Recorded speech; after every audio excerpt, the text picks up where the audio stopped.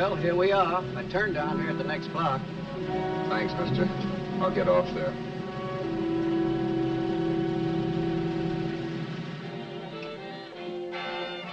Want anything else? No. Hey, you. Me? Yeah, you. Where you heading? East. Too bad. I thought if you was heading north, I might be able to help you out. I'm pushing to Salt Lake, and I don't like to ride alone at night. I'm one of those guys that got to talk or I fall asleep. Oh, Sure, now, my partner, he's got Lou to keep him company, but I ain't got nobody at all. Where you coming from? west. Yeah, sure, I know, but where, L.A.? Maybe. Got a cousin out in L.A. You don't say. Yeah, he's been out. You're not much of a talker, are you? My mother taught me never to speak to strangers. Oh, a wise guy. So what? Okay, don't get sore. Just trying to be sociable, that's all. Hey, Glamorous. You change for a dime, will you?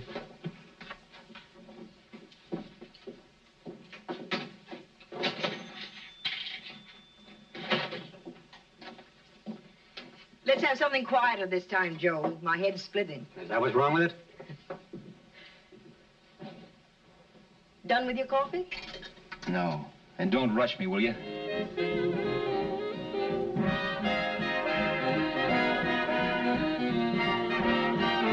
Hey, turn that off. Will you turn that thing off? What's eating you now? Yeah, what's eating you? That music, it stinks. Oh, you don't like it, huh? No, turn it off. Oh, wait a minute, pal. That was my nickel, see? This is a free country. And I play whatever I want to. Okay. Sure. And if you don't like it, you don't have to listen to it. And you can leave here anytime you want to. Okay. I'm sorry I asked. First good piece played tonight and you don't like it. Some people just ain't got any good taste.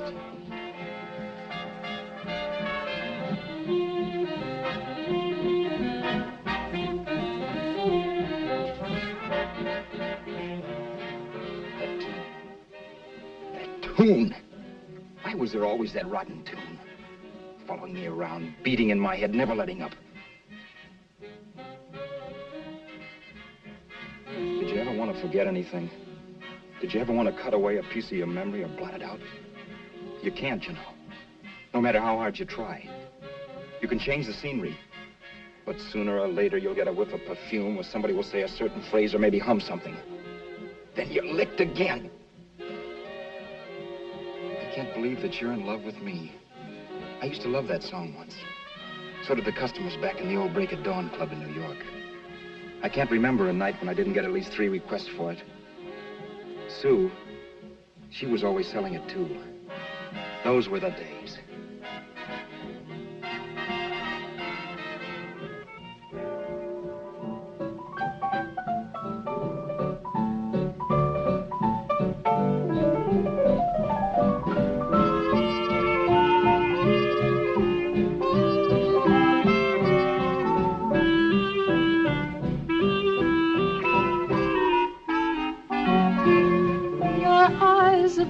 Your kisses too, I never knew what they could do. I can't believe that you're in love with me.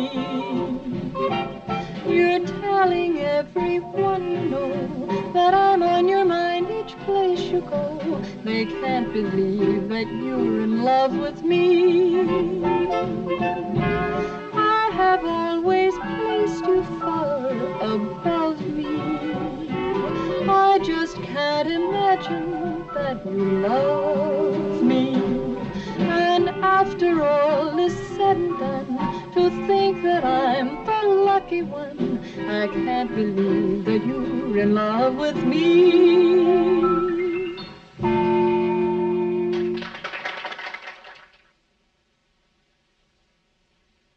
It wasn't much of a club, really.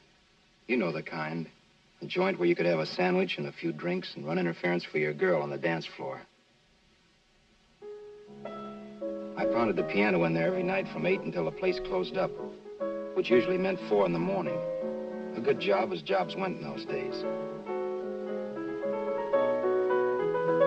Then, too, there was Sue, who made working there a little like working in heaven. But how we felt about each other, well, there was nothing very unusual in that. I was an ordinary healthy guy, and she was an ordinary healthy girl. And when you add those two together, you get an ordinary healthy romance, which is the old story. Sure. But somehow, the most wonderful thing in the world.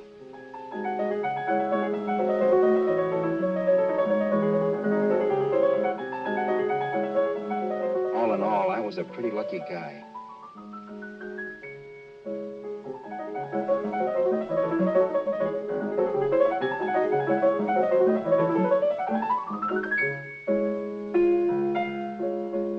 Mr. Paderewski, I presume. It's beautiful.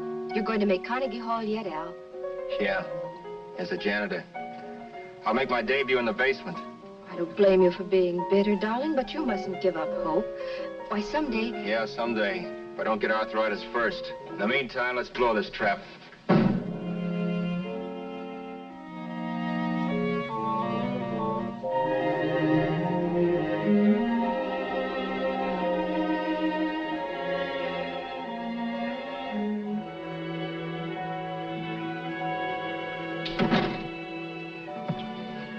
Like to get something to eat, hon? Oh, I don't think so, Al. I lose my appetite working in this flea bag. Let's go home. Okay. I can't stand much more of that dump. Did you see that drunk tonight trying to paw me? No, what drunk? Does it matter what drunk? Say, what's the matter with you tonight, darling? That's the third time you started to tell me something and then stopped. We shouldn't have any secrets from each other, Sue. Next week, we're going to make with the ring and the license. You and me will be a team. Yes, that's right. In the Bush League. I don't get you. We've been struck out. It's a funny way to talk, darling. Don't you want to marry me? Al, look, I love you. You know I do, and I want to marry you. What? But not now. Only after we've made good. Sunday, I'm going away. Oh, I know you'll think it's silly. That's why I hesitated to tell you. But I'm going to California. I want to try my luck in Hollywood. That's the most stupid thing I ever heard of. Don't you know millions of people go out there every year and wind up polishing cuspidors? I thought you had better sense. You sound as if you don't think I have any talent. That has nothing to do with it. I'll make out all right. Maybe. But what about me? Doesn't it mean anything to you that you're busting up all our plans? We may not see each other for years? It won't be that long. I thought you loved me. I do. You know I do. Well, here we are. Al. Al, why can't you see my side of it? I'm young. We both are, and we've got all the time in the world to settle down. Really, darling, what I'm doing is the only sane thing to do. I hate the thought of being so far away from you, but we'll be together again someday. Maybe you'll decide to come out too later on. So long. Al, aren't you going to kiss me goodnight? Sure. Why not? Good night.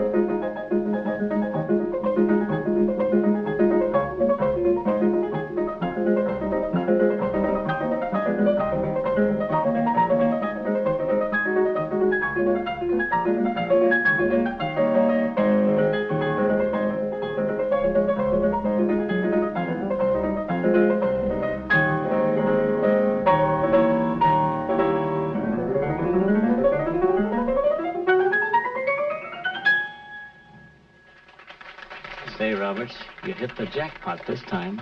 $10. Thanks.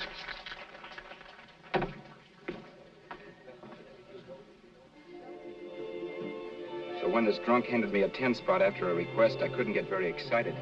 What was it, I asked myself? A piece of paper crawling with germs. Couldn't buy anything I wanted. It couldn't... Then I thought of something.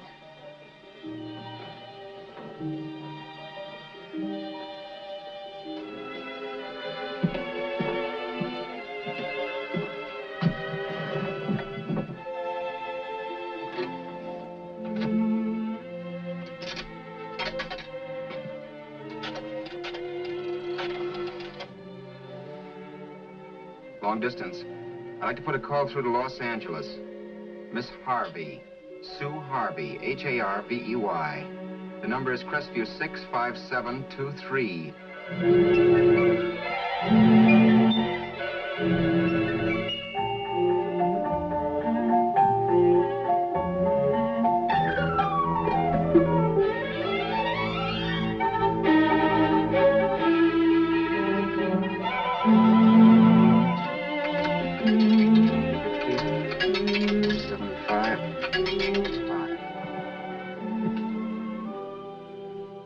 Hello, Sue? This is Al. Oh, baby, it's great to hear from you, too. What's that? You do? Oh, me too, darling. I thought I'd go batty without you. I just had to... Huh? You're working as a hashlinger? Gee, honey, that's tough. Those guys out in Hollywood don't know the real thing when it's right in front of them. You just stick it out, Sue, baby. Keep going around to those casting offices. I'm sure you'll click. Look, I'll tell you what. You stay put out there, I'll come to you. No, don't try to stop me. Just expect me. Train? Who knows? Train, plane, bus, magic carpet. I'll be there if I have to crawl. If I have to travel by pogo stick. And then, let's get married right away, huh?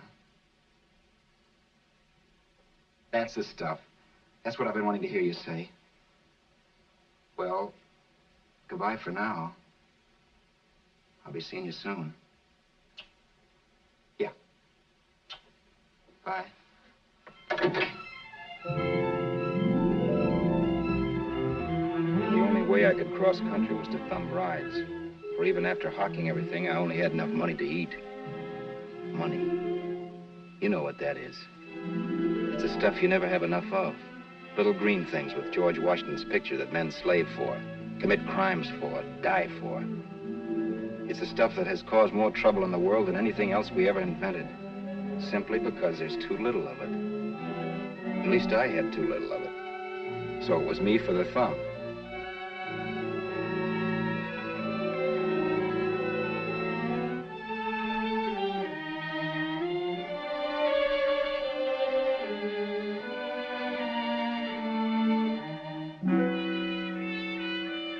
Ever done any hitchhiking? It's not much fun, believe me. Oh, yeah, I know all about how it's an education and how you get to meet a lot of people and all that. But me, from now on, I'll take my education in college or in PS 62, or I'll send $1.98 in stamps for 10 easy lessons.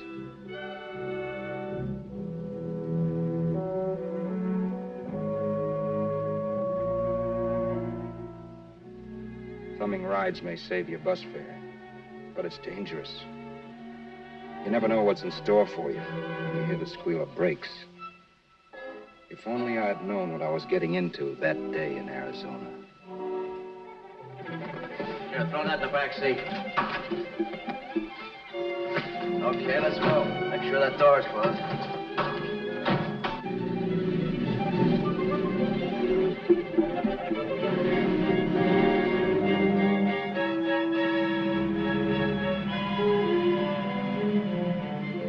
You know, Emily Post ought to write a book of rules for guys thumbing rides. Because as it is now, you never know what's right and what's wrong. We rode along for a little while, neither one of us saying anything. I was glad of that. I never know what to say to strange people driving cars. Then, too, you can never tell if a guy wants to talk. A lot of rides have been cut short because of a big mouth. So I kept my mouth shut until he started opening up. Hand me that little box in the compartment, will you, pal? Hold the wheel, will you?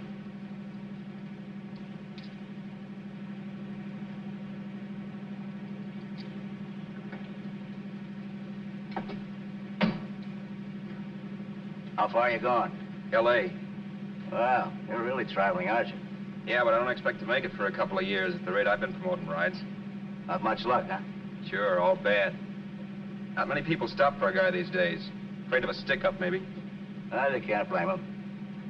Where you coming from? New York? Well, New York. You're in luck this time. I'm going all the way. Right through to Los Angeles. You drive a car? Sure. Whenever you're tired, let me know. I'll holler. I guess at least an hour passed before I noticed those deep scratches on his right hand. They were wicked. 3 puffy red lines about a quarter of an inch apart. He must have seen me looking at them because he said, Beauties, aren't they? They're gonna be scars someday. What an animal. Whatever it was, it must have been pretty big and vicious to have done that. Right on both counts, New York. I was tussling with the most dangerous animal in the world. A woman. She must have been Tarzan's mate. Looks like you lost the bout. It certainly wasn't a draw. You know, there ought to be a law against dames with claws. Yeah. I tossed her out of the car in her ear. Was I wrong? Give a lift to a tomato, you expect it to be nice, don't you? Yeah. After all, what kind of dame some rides? Sunday school teachers? Yeah. The little witch. She must have thought she was riding with some fall guy. And me, who's been booking horses around racetracks since I was 20. I've known a million dames like her. 2 million. Yeah. Stopped the car, opened the door. Take it on the Arthur Duffy sister, I told her. That's the stuff. There's always down, huh? But if you want to see a real scar, brother, get a load of this. What? I got that one, Detour. Dooley? Yeah, we're just kidding, of course. My dad owned a couple of Franco-Prussian sabers. Kept them on the wall for decorations. Well, one day, another kid and I took them down. The old man wasn't around. Had a duel. He got me in the arm here. Pretty mean cut. Infection set in later. Yeah, I can see that. Now, give me that box again, will you? Yeah.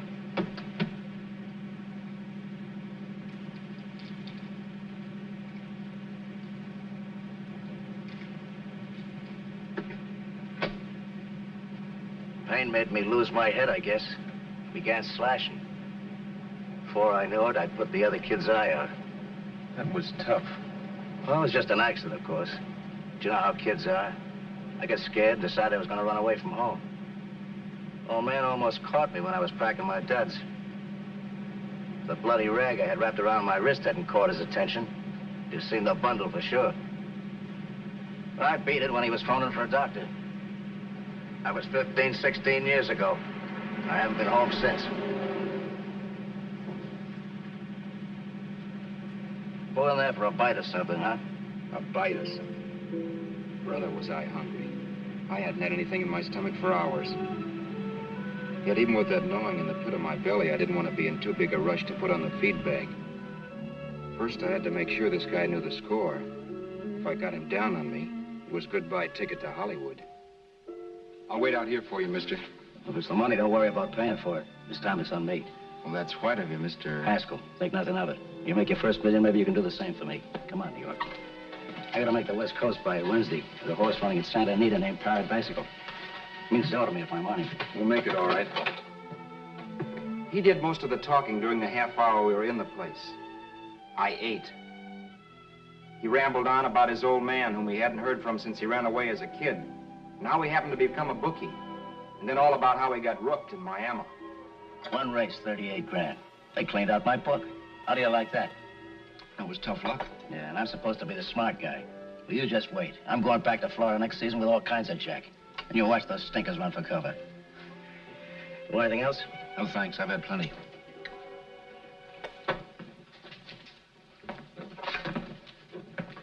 That check there, sister? Oh, just a minute. Your change, sir. Keep it, sister. Oh, thank you, sir. Call again. I'll be waiting outside for you when you finish work. Sharp check, huh?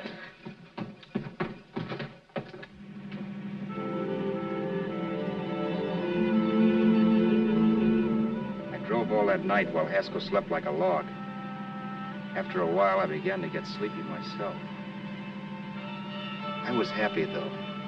Soon I'd be with Sue again. The long trip was practically over, and there'd be no more hoofing it down the concrete. I began to think of the future, which couldn't have been brighter if I'd embroidered it with neon lights. It was nice to think of Sue shooting to the top. It's amazing what a full belly can do to your imagination.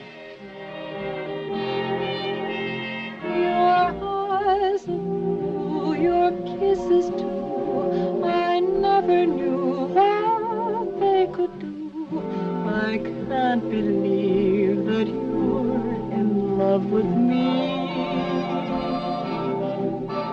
You're telling everyone you know I'm on your mind each place you go. I can't believe that you're in love with me.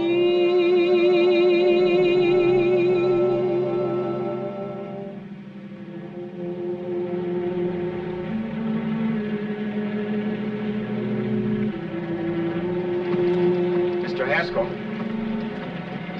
Mr. Haskell? Mr. Haskell, wake up. It's raining. Don't you think we ought to stop and put up the top?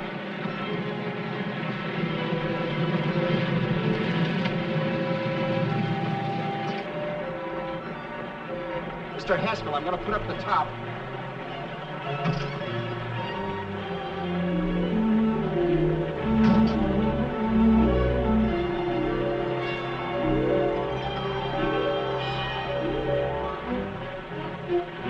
Up until then, I had done things my way.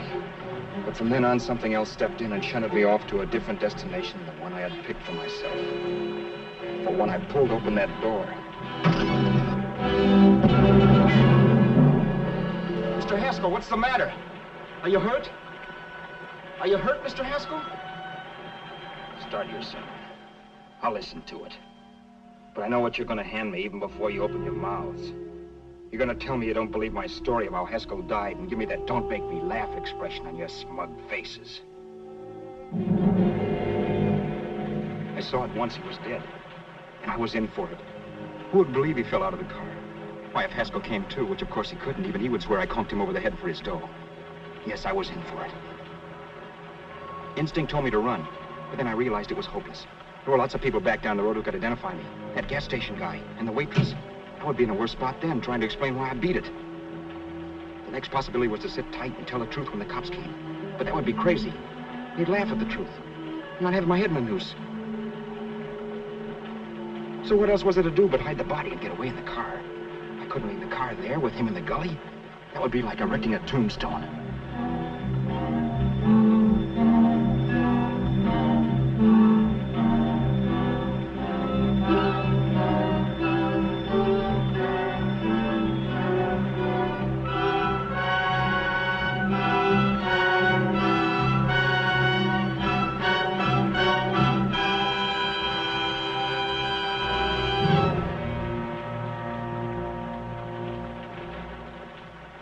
My idea was to cover him with brush, not to rob him. But then I remembered that even if I only drove the car for 100 miles or so, I would need money for gas. Besides, it was stupid of me to leave all that money on a dead man. Not only that, I'd have to take his driver's license in case I was stopped for something. I didn't like to think about it, but by that time I'd done just what the police would say I did, even if I didn't. My clothes. The owner of such an expensive car would never be wearing them. Some cop might pull me in on suspicion.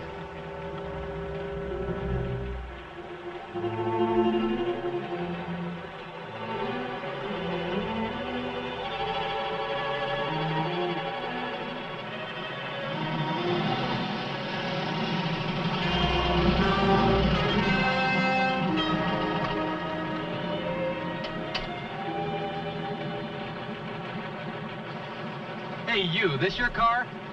Don't you know better than to leave a car with the wheels halfway in the middle of the road? That's the way accidents happen. I'm sorry, officer. I was just putting up my top. I didn't think. Well, the next time, think. I'll let you go now, but watch your step in the future. I know that's a lonely stretch, but cars come by here once in a while, and we have plenty of crack-ups. Thanks, officer.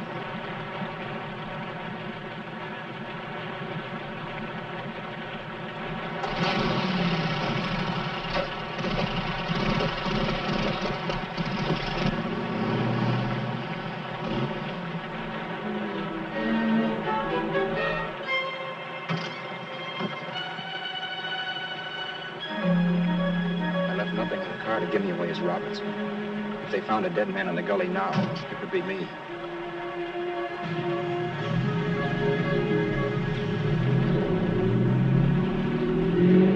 As I drove off, it was still raining. The drops streaked down the windshield like tears. I kept imagining I was being followed and that I could hear sirens back in the distance. Just how long it took me to cover the 60-odd miles to the California state line, I don't know. I lost all track of time. But the rain had stopped and the sun was up when I pulled up to the inspection station. Hello? Carrying any fruits or vegetables? No. Any livestock or poultry? No. I'd like to see your registration and driver's license, please. Anything in the baggage compartment? Just baggage. Charles Haskell, Jr., age 30, brown eyes, dark hair. Identifying marks, none. Are you Charles Haskell, Jr.? Yes. Well, remember, if you're employed and you stay over 30 days, you take out California plates. All right, officer, but I'll only be in the state a short while. Right, you can go now.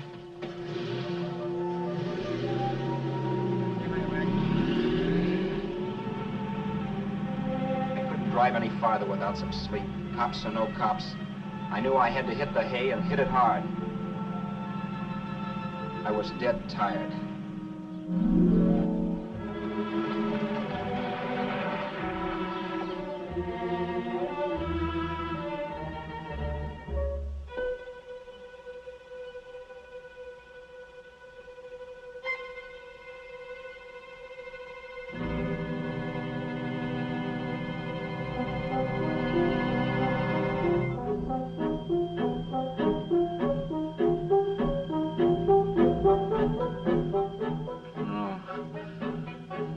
Mr. Haskell. No.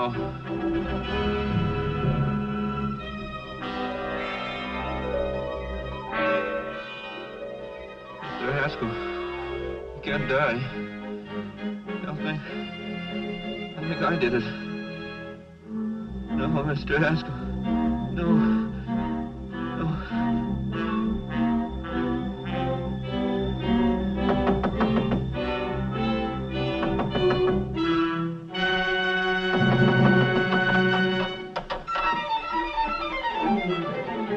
Who's there? It's the maid. Can I come in and clean? Later. In a half hour. All right, sir.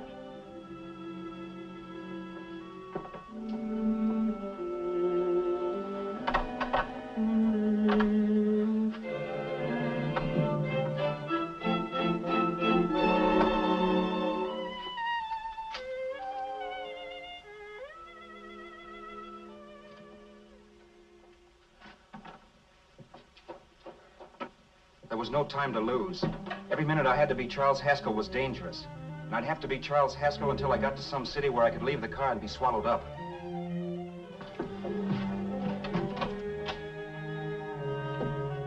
That meant driving the car as far as San Bernardino, maybe even to Los Angeles. In a little town, I might be noticed, but in a city, I should be safe enough. Then, after I ditched the car, I could go on to Sue. But those 5 minutes at the state line made me realize it might be a good idea to find out a little bit about Mr. Haskell. Then, if anybody asked me questions, I could give the right answers. The first thing I found out was that I had $768. This was a lot of jack, but believe me, it was the kind of money I'd rather not have.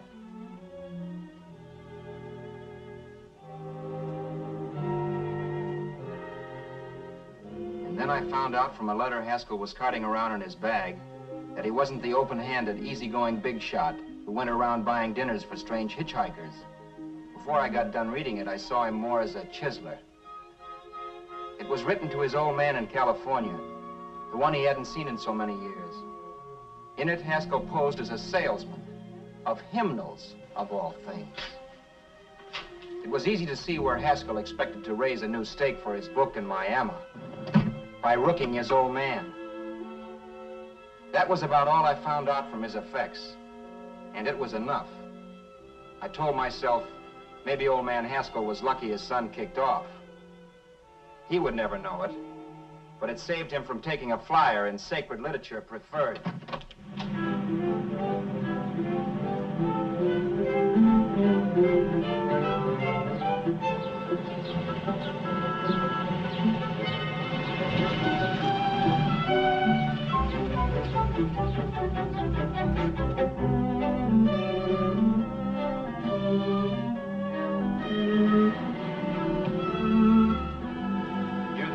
At Desert Center, I pulled up for water. There was a woman. Hey, you! Come on if you want to ride.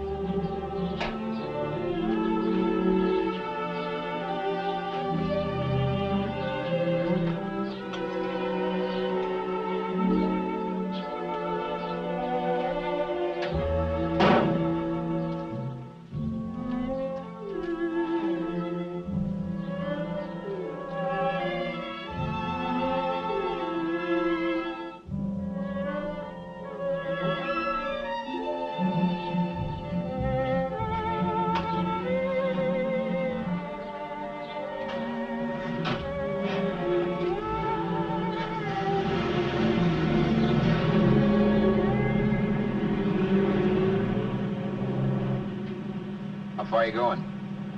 How far are you going? That took me by surprise, and I turned my head to look her over. She was facing straight ahead, so I couldn't see her eyes. But she was young, not more than 24.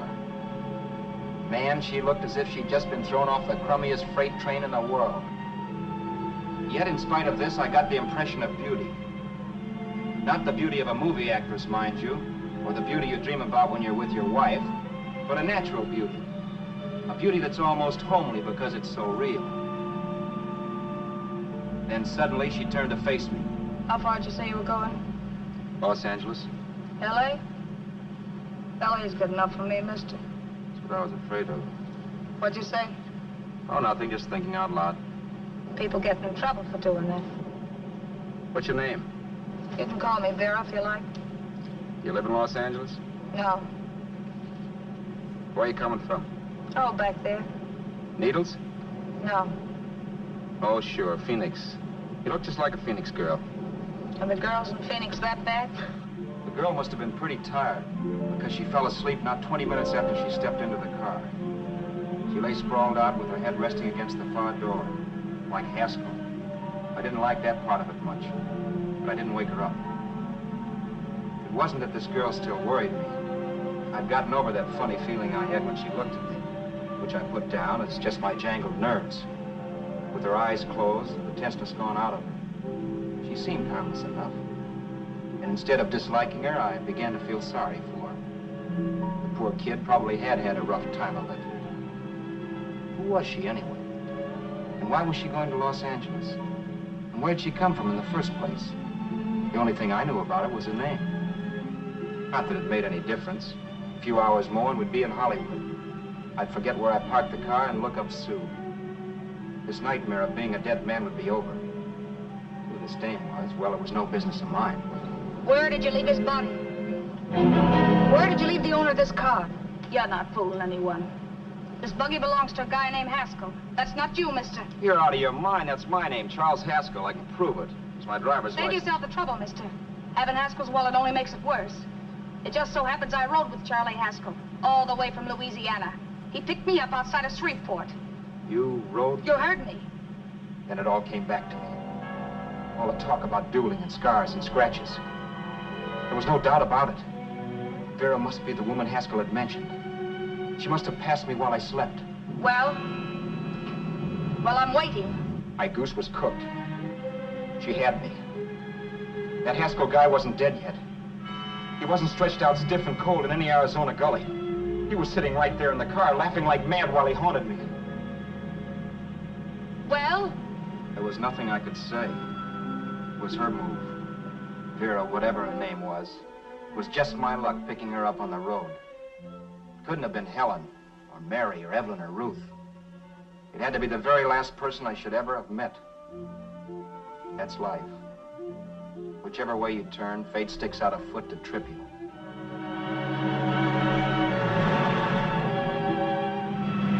I told her everything, but she didn't believe my story.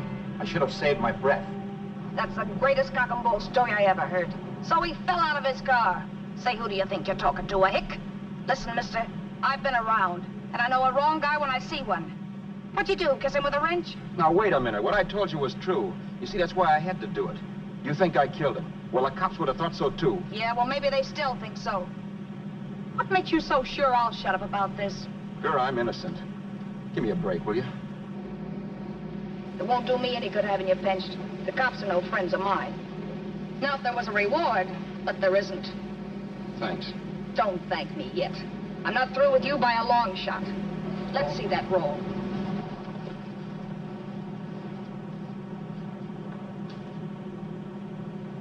Is that all Haskell had? Isn't it enough? No, I thought he had more. Not that I know of. You can search me. You think I'm holding out on you? Well, maybe I will at that. He told me he was going to bet $3,000 on a horse named Paradisical on Wednesday at Santa Anita. He was stringing you along. He meant 300. Maybe. Sure, $3, 300. He was a piece of cheese, a big blowhard. Listen, mister, don't try and tell me anything about Charlie Haskell. Remember, I knew him better than you did. Okay, then you knew he was a four-flusher. That explains the $3 bet. I'm not so sure he didn't have that $3,000. Why should I believe you? You got all the earmarks of a cheap crook. Now, wait a minute. minute. You're a cheap crook and you killed him. For 2 cents, I'd change my mind and turn you in. I don't like you. All right. Don't get sore. I'm not getting sore, but just remember who's boss around here. If you shut up and don't give me any arguments, you'll have nothing to worry about. But if you act wise, well, mister, you'll pop into jail so fast it'll give you the bends. I'm not arguing. Well, see that you don't. You know, as crooked as you look, I'd hate to see a fella as young as you wind up sniffing that perfume that Arizona hands out free to murderers. I'm not a murderer. Of course you're not. Haskell knocked his own head off. He fell, that's how it happened, just like I told you. Sure, and then he made you a present of his belongings. I explained why I had to do that. Doesn't make a difference one way or another. I'm not a mourner. I liked Haskell even less than I liked you. Yeah, I saw what you did to him. What do you mean? Those scratches on his wrist. Sure, I scratched him. I'll say you did. So your idea was to drive the car a little way, maybe into San Bernardino, and then leave it. You weren't gonna sell it? Sell it? You think I'm crazy? Somebody else's car? See, all I want to do is leave it somewhere and forget I ever saw it. Not only don't you have any scruples, you don't have any brains. I don't get you. Maybe it's a good thing you met me. You'd have got yourself caught, sure. Why, you dope. Don't you know a deserted automobile always rates an investigation? Huh? Look, the cops find a car. Then they get curious. They wonder where the owner is. So, all right, they don't trace Haskell. They trace you. I never thought of that. The only safe way to get rid of the car is to sell it to a dealer. Get it registered under a new name. Say, stop at the next store. I want to get a bottle and do some shopping before we hit L.A. Okay. As soon as we find a place, I'll drop you off and pick you up later. Nothing doing. You're coming in, too. From now on, you and I are like the Siamese twins. Have it your way, but I don't get the point. The point is, I don't want you to get lost. I'm not going to beat it if that's what you're afraid of. I'll say you're not. Well, I'm going to see that you sell this car so you don't get caught. Thanks. Of course, your interest wouldn't be financial, would it? You would want a small percentage of the profits. Well, now that you insist, how can I refuse? 100% will do. Fine. I'm relieved. I thought for a moment you were going to take it all. I don't want to be a hog. A few hours later, we were in Hollywood. I was recognizing places Sue had written about. It struck me that far from being at the end of the trip, there was a greater distance between Sue and me than when I started out. Vera wasn't kidding with that Siamese twins crack. She rented a little apartment as Mrs. Charles Haskell. When I objected to this, she explained that it was on account of the car. A dealer might think something was funny if he called and found we were using different names.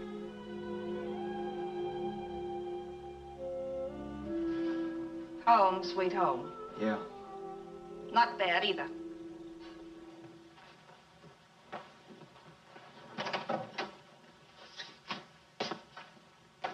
case there's any doubt in your mind, I'll take the bedroom.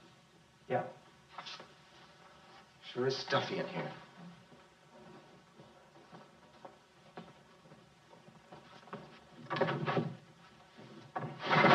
Keep the window shut. Okay. The old crow downstairs said there's a folding bed behind this door.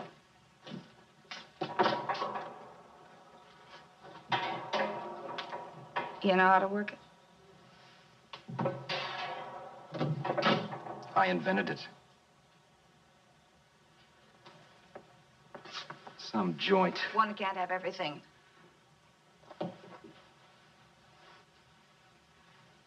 I'm first in the bathtub. I don't know why, but I figured you would be.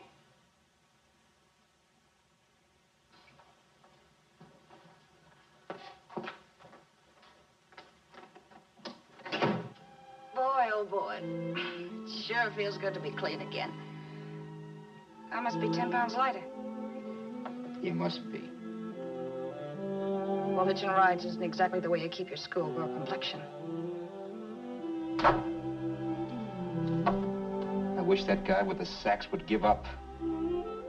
Gets on my nerves. Forget it. Have a drink. Aren't you afraid I might take you up on it? If I didn't want to give you a drink, I wouldn't have offered it. Why be a sorry, Roberts? You got yourself into this thing. You should be grateful I'm not turning you in. Why, if I wasn't regular, you'd be in the pen this minute, being photographed, fingerprinted, and being pushed around by the cops. So cheer up. Get rid of that long puss. Or is your conscience bothering you?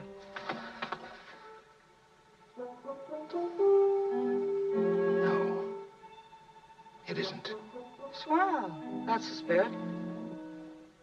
He's dead and no mooning around to bring him back.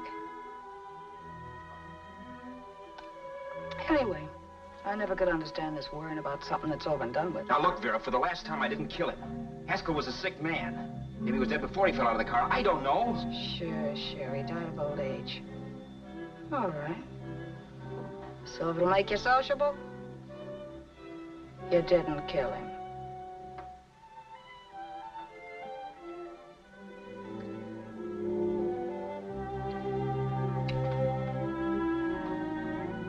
Thanks.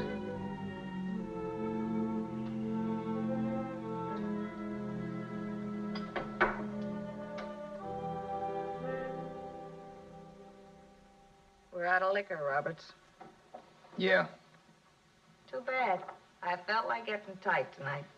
Well, I think you succeeded. Am I tight? As a prima donna's corset. That's good. I wanted to get tight. Why? What have you got to get tight about? Oh, I don't know. A few things. You should have my worries. If I had your troubles, I'd stay sober. And I've got the key to that door. Yeah. Maybe you're right. I'm always right. You know, I don't like your attitude, Roberts. Well, there's a lot of things I don't like. Sure. But life's like a ball game. You gotta take a swing at whatever comes along before you wake up and find it's the 9th inning. I bet you read that somewhere. That's the trouble with you, Roberts. All you do is bellyache. But taking it easy and, well, trying to make the best of things. But maybe that's what's wrong with the whole world. Get the professor. People knock themselves out trying to buck fate. Now, take you, for instance. You're lucky to be alive. Why, suppose Haskell had pulled open your door. You'd be playing a harp now. Think of that. You think of it. I'm tired of thinking. There's plenty of people dying this minute. I would give anything to trade places with you. I know what I'm talking about. I'm not so sure. At least they know they're done for. They don't have to sweat blood wondering if they are. Your philosophy stinks, pal. We all know we're going to kick off someday. It's only a question of when. But what's got us on this subject anyway? We'll be discussing politics next. Yeah. Where'd you hide the butts? On the table, sucker.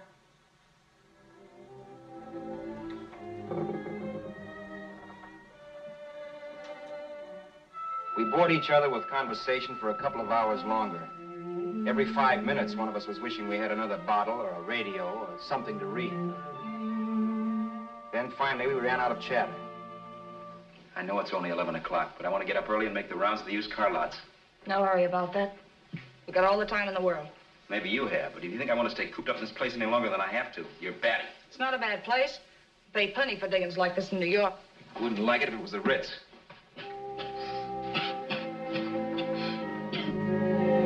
Rotten liquor. You got a mean cough. Ought to do something about it. I'll be all right. That's what Camille said. Who? Nobody you know.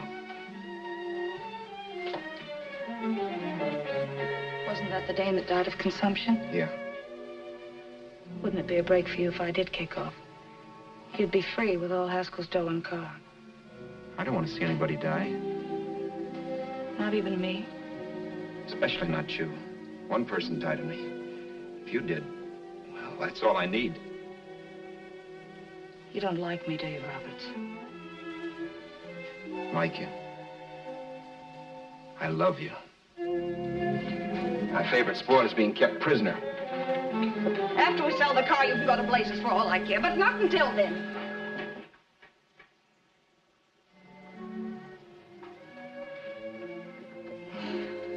I'm going to bed.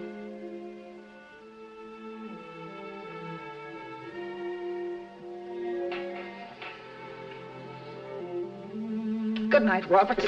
Don't try and sneak away during the night. All the doors are locked. Anyway, if I find you gone in the morning, I'll notify the police. They'll pick you up. Don't worry, I know when I'm in a spot.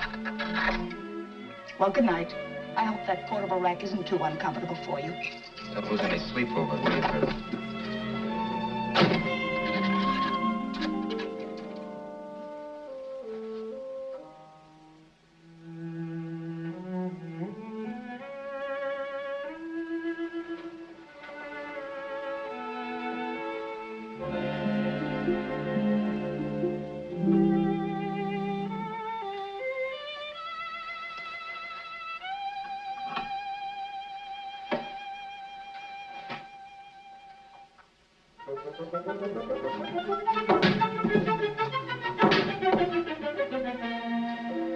Crestview. 6, 5, 7, 2, 3. Hello? Hello? Hello? Hello?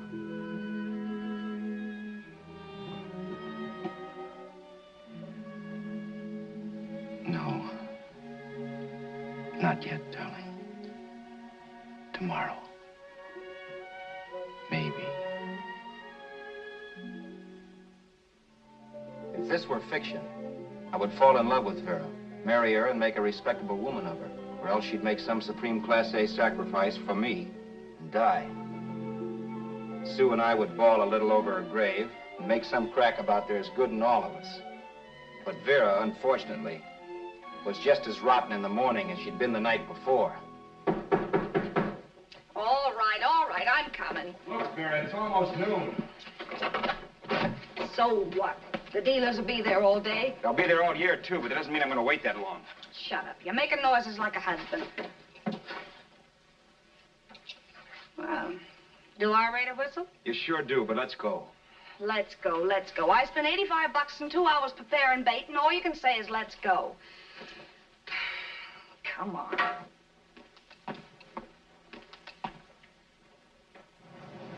We passed a few used car lots last night down this way. What do you think we can get for this heap? I don't know. Plenty. You just let me handle everything. Think we can get $2,000? I don't know, but don't worry. I'll squeeze as much out of this guy as I can. If I let it go cheap without a fight, he might think we've stolen the car. And listen, don't make any slips and call me Roberts. That'll cook us. I don't need you to tell me that. You better just sit by and keep your mouth closed. Remember, we're both in the soup if anything happens. Forget it and drive. You're my wife, Vera Haskell. Look, After the deal's closed, let's go back to that place on Hollywood Boulevard, where I saw the fur jacket. I want to buy it. After the deal's closed, I'm saying goodbye to you. That's right, I forgot. I guess I'm getting kind of used to you. Well, that's a habit you could start breaking. Let's try this place in the middle of the block.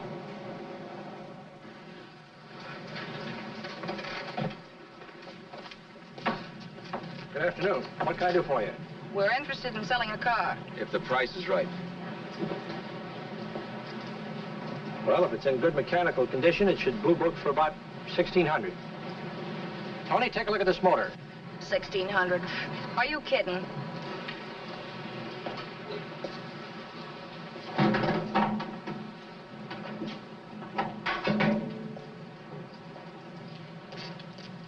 Well, maybe $1,850.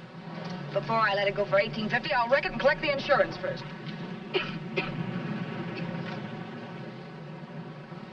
Lately, this motor's seen a lot of driving.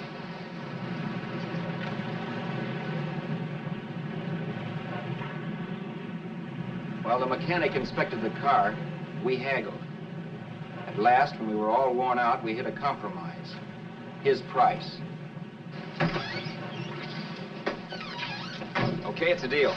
All right, come in, we'll sign the papers. I have the ownership papers right here with me. Look, Vera, in the meantime, will you clean out the dash compartment? There may be some stuff in it.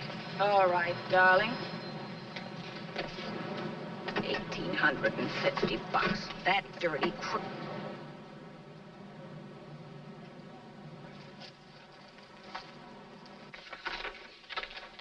New York, huh? Yeah. But you bought the car in Miami? Yeah. Well, let's see about the insurance. We can either have it transferred or canceled. What kind of insurance do you have, Mr. Haskell? Well, aren't all the papers there? I don't see any. Surely you know what type of insurance you carry in the car. The name of the company? Yeah, but, Well, if you'll just tell me the name of the company, I'd be very glad to take care of all the details. well, Did you sign the papers yet? not yet. Well, don't. We're not selling the car. Well, wait a minute, Mrs. Haskell. Come on, darling. What's the matter? You changed your mind? Yes, I'm sorry. I guess I have. But, Vera... Let's go.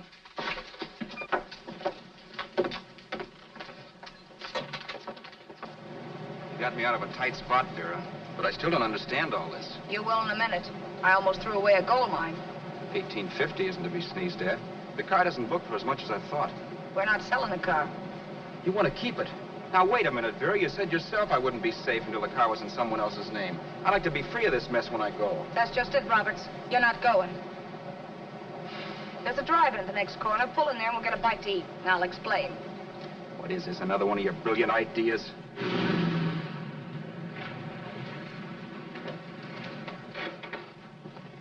Oh, can I take your order? Make mine a ham sandwich and coffee. And for you, sir? Oh, I don't care. The same. Thank you.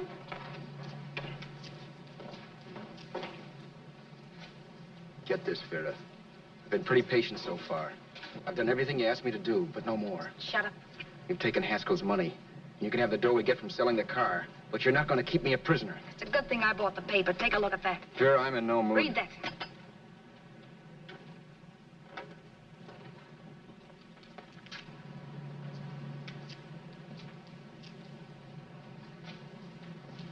No. Yes. No, I won't do it. Yes, you will. You think I'm crazy? It's impossible, I tell you. Excuse me.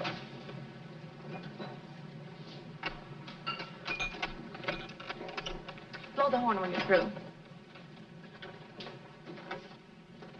No one could possibly get away with an act like that. It'd be wise to me in a minute. Don't be yellow. You look enough like him. The same coloring and the same build. See how his clothes fit you? No kidding, you almost had me fooled for a while. Oh, grow up, Vera. Don't you think a father knows his own son? And there must be other relatives. The father won't have to know you. We'll wait till he gives up the ghost. He's an old geezer and he won't pull through. And as far as other relatives are concerned, they haven't seen you in 15 or 20 years. Eat. I'm not hungry. And I won't do it. It's not as tough as it sounds. Remember, you've got all kinds of identification. His car, letters, license. I could never get away with it. It's the stupidest thing I've ever heard.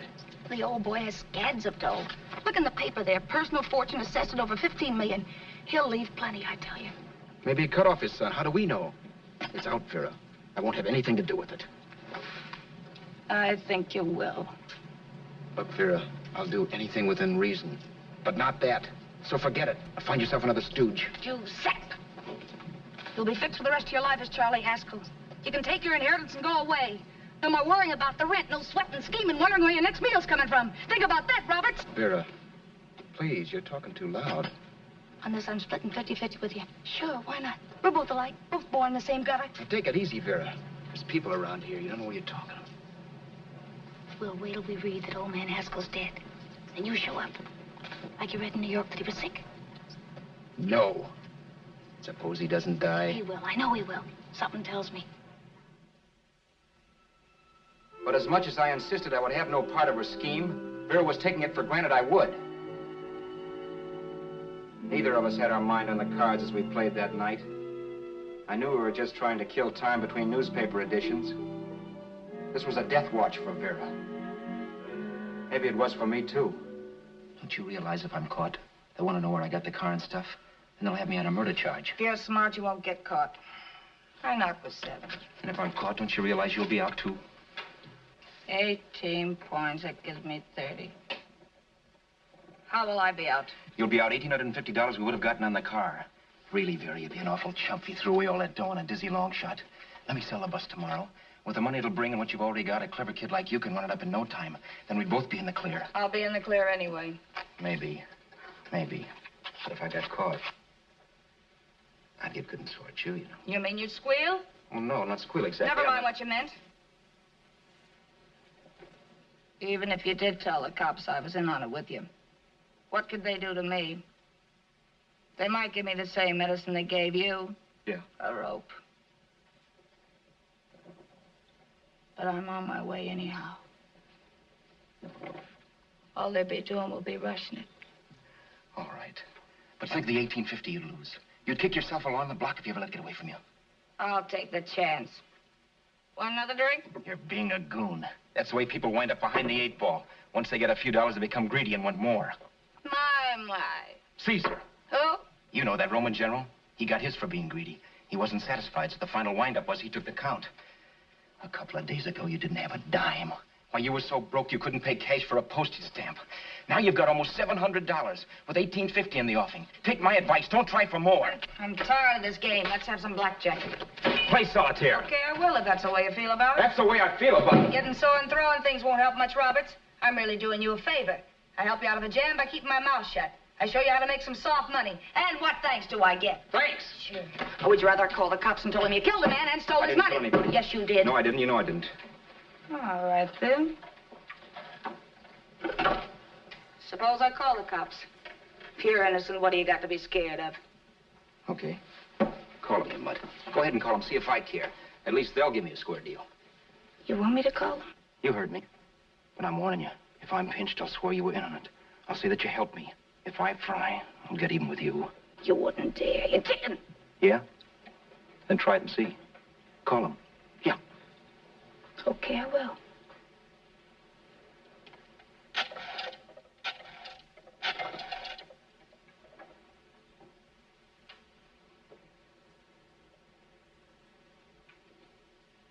Information? I want the number at the Hollywood police station. Okay, I got it. Thanks. Wait a minute, Vera. You wouldn't do that. Oh, wouldn't I? Give me that and I'll show you if I would. Take it easy now. Let's talk this over. This was early in the evening, and the conversation, while hectic, was at least pitched low.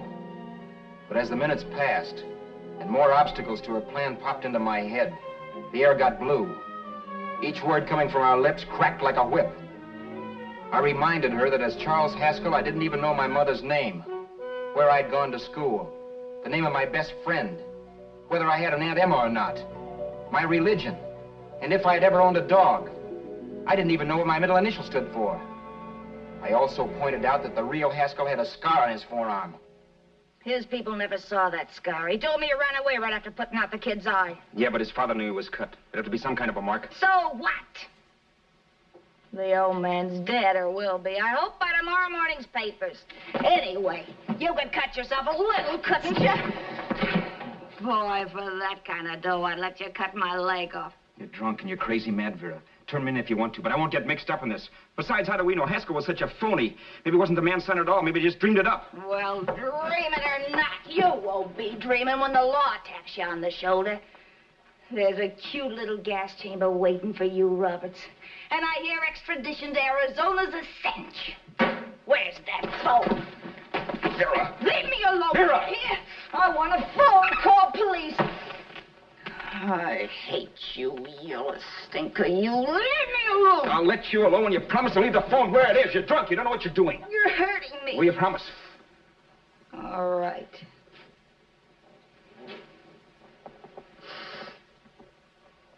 You hurt me. I'm sorry, but... And it's hot in here. Open up a window. It's not hot. Don't tell me. Now, do you do it or do I do it? You're no gentleman, see? Yeah. All right. I'll open up the window. Vera!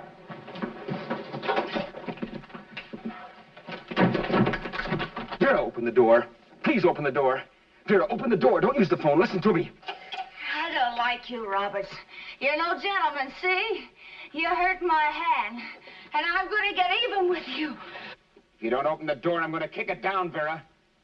Vera, don't call the cops. Listen to me. I'll do anything you say. Vera, let me in. I'll break the phone.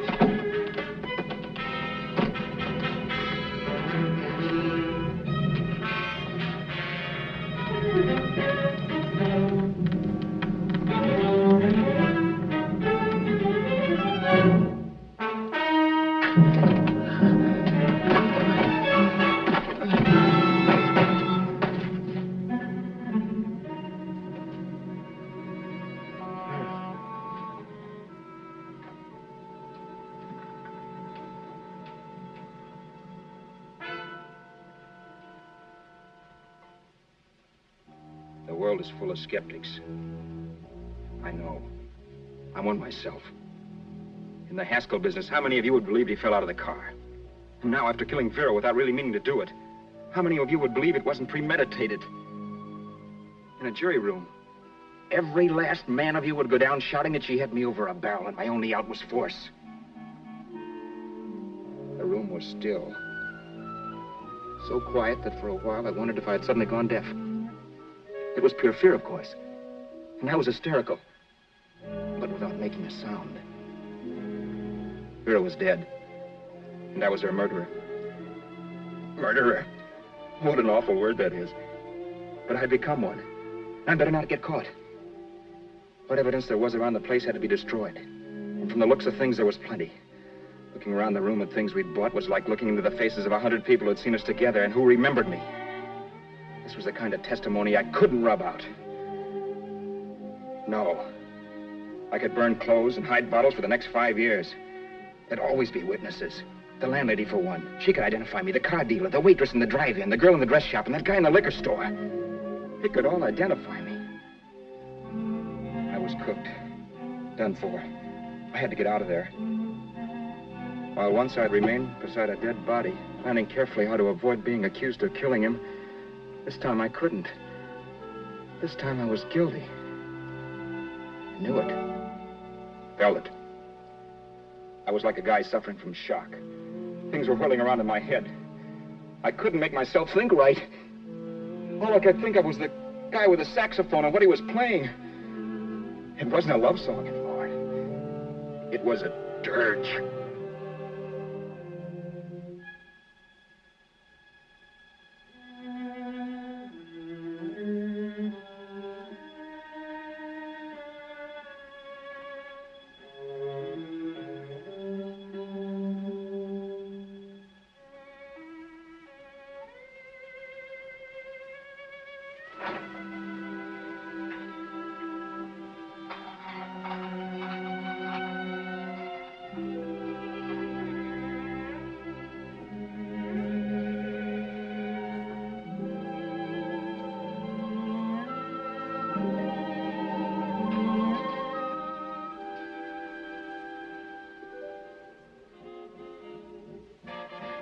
My problems weren't solved. I had to stay away from New York for all time because Al Roberts was listed as dead and had to stay dead. And I could never go back to Hollywood. Someone might recognize me as Haskell. Then, too, there was Sue. I could never go to her with a thing like this hanging over my head. All I could do was pray she'd be happy.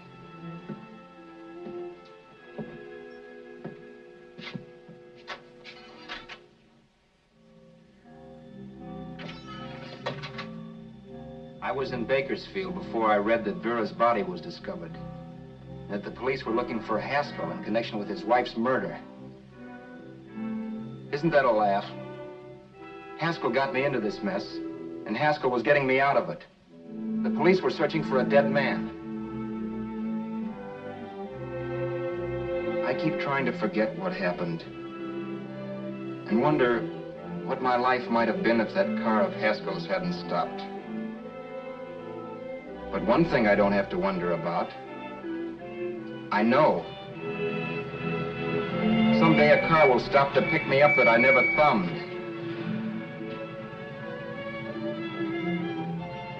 Yes. Fate, or some mysterious force, can put the finger on you or me for no good reason at all.